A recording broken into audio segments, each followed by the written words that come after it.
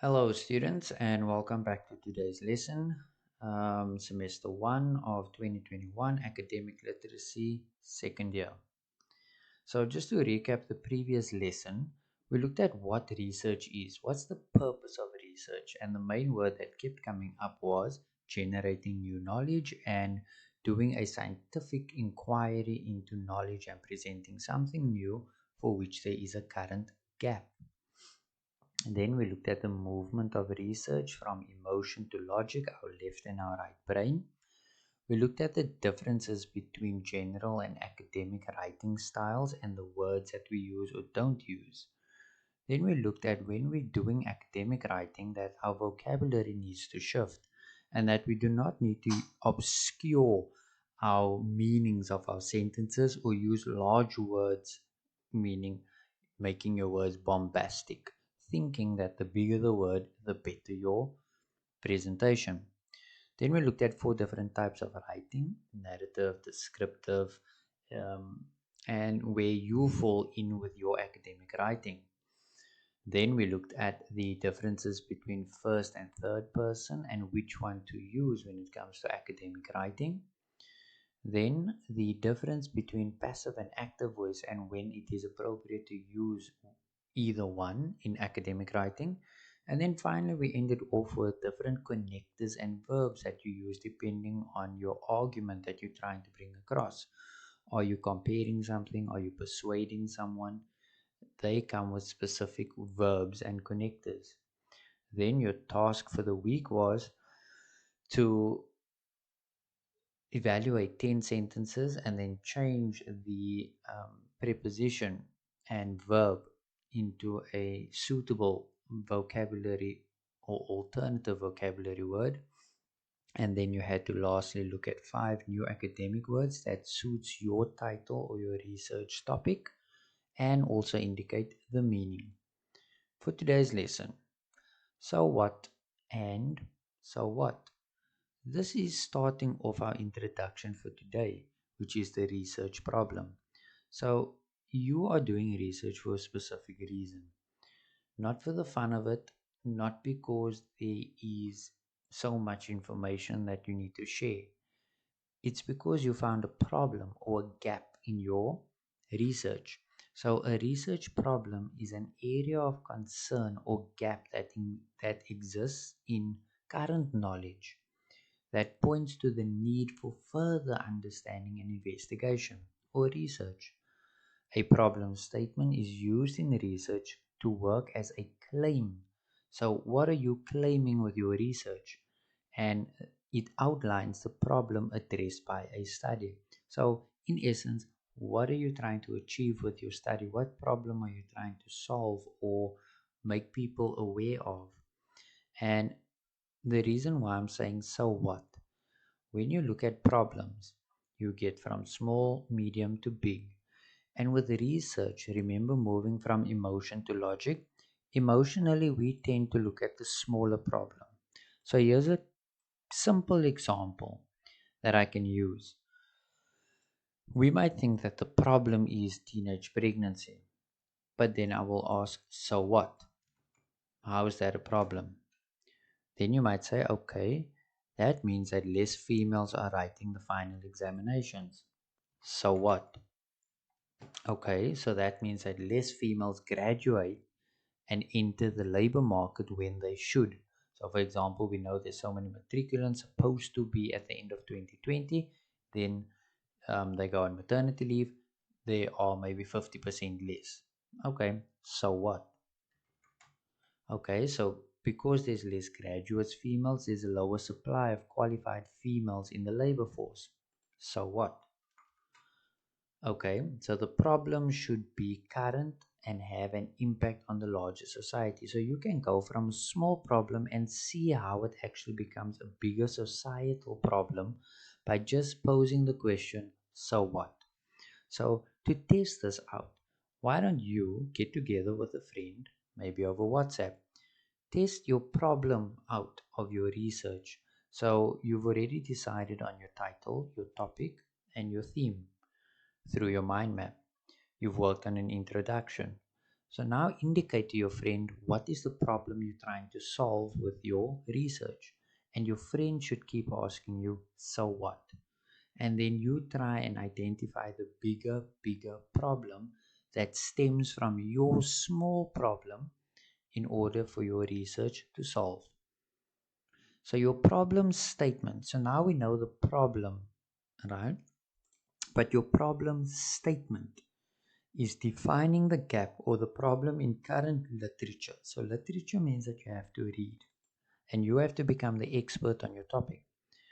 So the problem statement is defining the gap or the interest to the research in no more than two comprehensive sentences. Comprehensive meaning that it shouldn't be long-winded, it should have one clear idea, and you should indicate in no more than two sentences what the problem is that your research is trying to achieve. Not what you're trying to achieve, what your research is trying to achieve. So that is your problem statement. Then we move on to what is known as the research aim and objective. So once you know the problem, your aim should be very specific and phrased in such a way that it's possible to identify when it has been achieved. So I would like to lose weight. That's not an aim. There's no time to it, right? So I would like to lose weight by in 2 months time. Okay, how much weight? I would like to lose 5 kilograms in 2 months. So there you are being very specific, and at the end of 2 months you are able to assess whether you have achieved your aim of your project or research. So that the same will apply in research, where your aim needs to be specific and in such a way that it is possible to identify when it has been achieved. Your research objectives outline the specific steps that you will take to achieve your aim. So I intend to lose 5 pounds or 5 kilos within 2 months. That's my aim. My objectives will be, um, how will I lose this weight? I will go on a diet. I will exercise daily. I will stop going to fast food restaurants. So, what are your objectives? How will you achieve your aim? So, your objectives define the what, why, who, when, and how questions. So, how will you lose 5 weight? Um, by when will you lose 5 weight? Uh, when will you lose 5 kilos? What are you trying to achieve? Why are you trying to achieve it? And who needs to be involved in your process? So that's a simple example of losing weight, but it needs to be very specific and achievable. You can watch this YouTube video on how to create or what is the difference between aims and objectives within research. Then you get what's known as your MRQ, your main research question, and sub-questions. So now that you've worked out the problem, you've identified your aim of your research and worked out the objectives of how you're going to achieve your aim. Your sub-questions are narrow questions. They are important because they provide the skeleton around which your information will find the answers to the main research question. So think of your main research question as the umbrella, and underneath the umbrella you have your sub questions. So here you are with your main question, right? So if I can go back to teenage pregnancy, the main research question here would be, how can we how can we assist pregnant teenagers still qualify within the given time? So that's my main research question. Then underneath the main research question, we can look at sub-questions. So what alternatives are there to normal classroom teaching? How can we facilitate teaching and learning outside of the classroom? So those are the smaller questions that help you identify or help you answer the bigger or main research question. So your main research question, the umbrella, and the smaller ones that help you achieve the bigger question. So a good sub question should be open questions. You should not have closed questions. So you can't have questions that the answer is yes or no. So, will females not write exam? That's a simple yes or no. That is not a research question. A research question is a question that would require some investigation. So it's a question that will open you up to actually going to read and find the answer. And it's not a simple yes no. Here are two videos that you can watch that will help you understand how to break down a main question and achieve sub questions that will help you answer the main research question. Now, the golden thread. You will always hear researchers talking about the golden thread, and that is the essence of your research.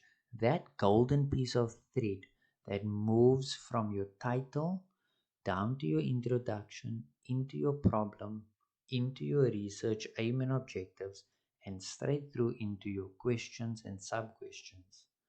And it should be the link that helps the reader understand exactly what you are trying to achieve with your research by understanding the same goal or same aim from title all the way down to your conclusion at the end of your assignment.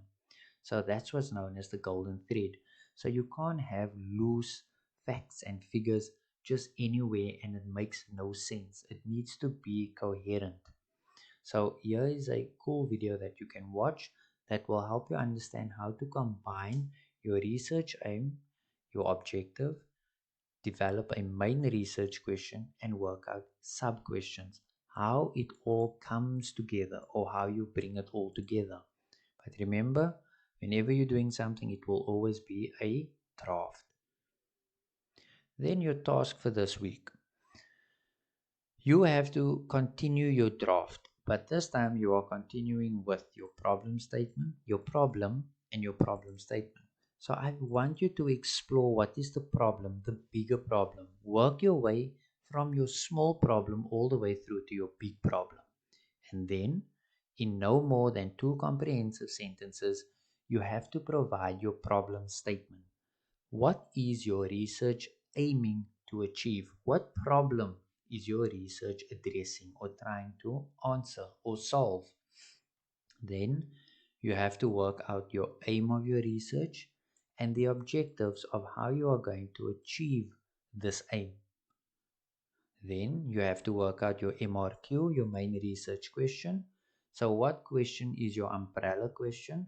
And then what sub questions will help you answer your main research question? Now, there's a template document that I've created that you must use. Your assignment, when it will be submitted, right, will not be accepted on any other form. So you have to submit it on the form that I'm going to provide you with. And the due date for your problems, your problem statement, your aim objectives, your main research question, and your sub questions is on Tuesday, the 6th of April 2021, no later than 11:59 p.m. Now, you don't need to email or submit this section of the work. You will continue. And when I say continue, your first part of your assignment was to work out your topic and your theme with your mind map. And then it was your, okay, let me go through your tasks. So this is your checklist and your tasks that you had to do to date, including the new one. Your first one was a Google form where you had to choose two topics and tell me why. The second task was to create a mind map, which was your, let me just add it in quickly. It was regarding your topic and theme, right? Topic and theme. Then you had to work on your title and your introduction and background, and that was between 250 and 300 words, and you had to save it. Then your next task was a Google form. That was Google Form 2, where you had to adapt your 10 sentences and give me 5 new words plus meanings. And today's lesson will be the new task, where you're working out the problem from small to big, giving me your problem statement in no more than 2 sentences, your aims and objectives, MRQ and sub Qs. And thus you will continue with your intro and background. Now, all of this needs to be submitted on the document I'm going to provide you, which looks like this. You will insert your name and surname in the header. You will insert your student number and the date according to this format. Then you will put in your title that you've worked on. You will put in your introduction and your background that you've worked on. And then you will now work on your problem statement, your main research question over here. And then I would like 3 research sub questions that help with the main research question. Then your research aim. What are you trying to achieve with your research? And what are you going to do? 3 things that will help you achieve your research aim. Please do not concentrate on this section over here. This will be the upcoming lessons. So I'm going to separate these 2 tables actually. And you concentrate on page number 1. And then you save your document, you save your work until we meet again for our next lesson, where we will continue with the literature review, discussion, conclusion, and finally your reference list before submitting.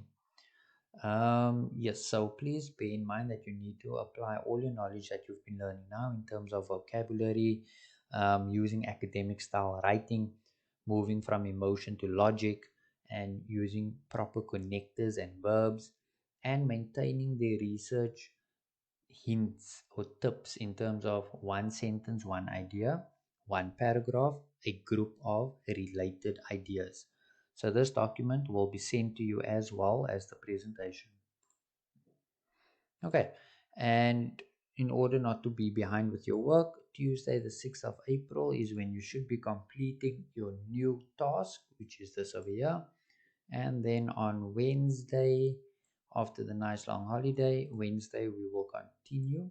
No, it will be holidays. Then after the holidays, when we resume again, we will continue with our lessons and add on. Okay, so that's it for today's lesson. Thanks for attending and tuning in. I look forward to receiving any queries that you may have regarding your tasks ahead.